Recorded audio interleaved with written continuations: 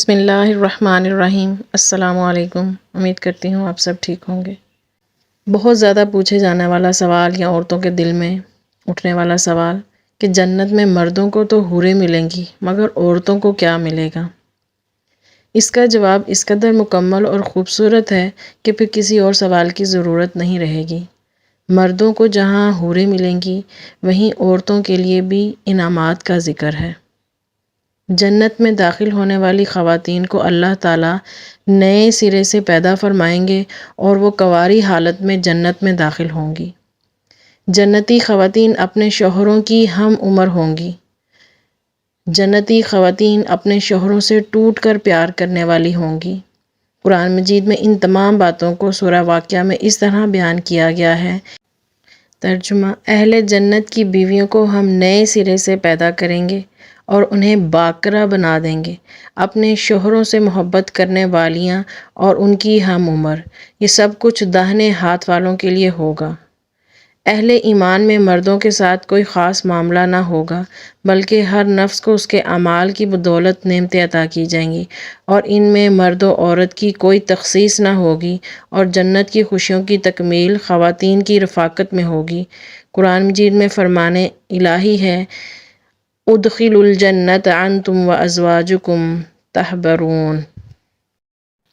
ناظرین کرام، حضور صلی اللہ علیہ وآلہ وسلم پر جب سورۃ الرحمن نازل ہوئی اور سورۃ الرحمن کے اندر اللہ تعالیٰ نے جنت کا تذکرہ فرمایا اور جنت کی حوروں کا ذکر فرمایا، سورۃ الرحمن کی ایک آیت میں اللہ تعالیٰ نے فرمایا: ان جنتیوں کو جنہوں نے دنیا میں نیک اعمال کیے ہوں گے اللہ تعالیٰ کی طرف سے ایسی حوریں ملیں گی جو کہ خیموں میں بند ہوں گی، یعنی کہ بالکل پیک ہوں گی۔ اس طرح سورۃ الرحمن کے اندر ایک دوسرے موقع پر اللہ تعالیٰ نے ارشاد فرمایا۔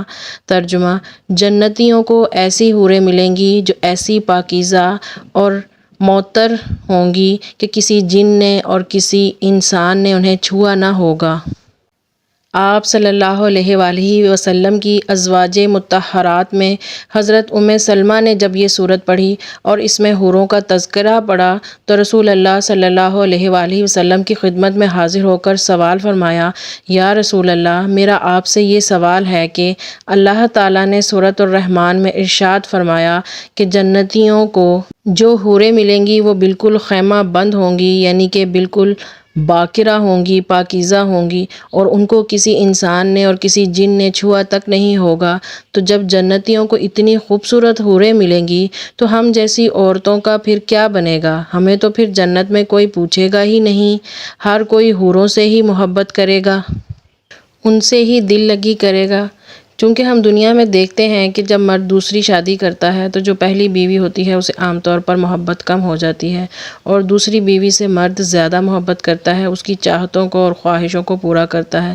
میرا آپ سے یہ سوال ہے، ہم جو دنیا کی بیویاں ہیں یعنی عورتیں ہیں، جنت میں ہمارا مقام کیا ہوگا؟ حضور صلی اللہ علیہ وآلہ وسلم نے ارشاد فرمایا: سلمہ، تم نے بہت ہی اچھا سوال کیا۔ اس کے بعد حضور صلی اللہ علیہ وآلہ وسلم نے سلمہ سے سوال فرمایا، کہا: اے سلمہ، یہ تو بتاؤ، یہ جو جنت کی حوریں ہیں انہوں نے نماز پڑھی ہے؟ حضرت سلمہ نے فرمایا: نہیں۔ آپ صلی اللہ علیہ وآلہ وسلم نے فرمایا: کیا انہوں نے خاوند کی جھڑکیاں برداشت کی ہیں؟ حضرت سلمہ رضی اللہ تعالیٰ عنہ نے فرمایا کہ نہیں۔ اس طرح آپ صلی اللہ علیہ وآلہ وسلم اور بھی بہت سے اعمال گنوائے۔ آپ صلی اللہ علیہ وآلہ وسلم نے فرمایا: اے سلمہ، جنت کی حوریں ہیں وہ جنت کی پیداوار ہیں، انہوں نے نمازیں نہیں پڑھیں، انہوں نے روزے نہیں رکھے، انہوں نے صدقہ و خیرات نہیں کیا، انہوں نے خاوند کی جھڑکیاں برداشت نہیں کی۔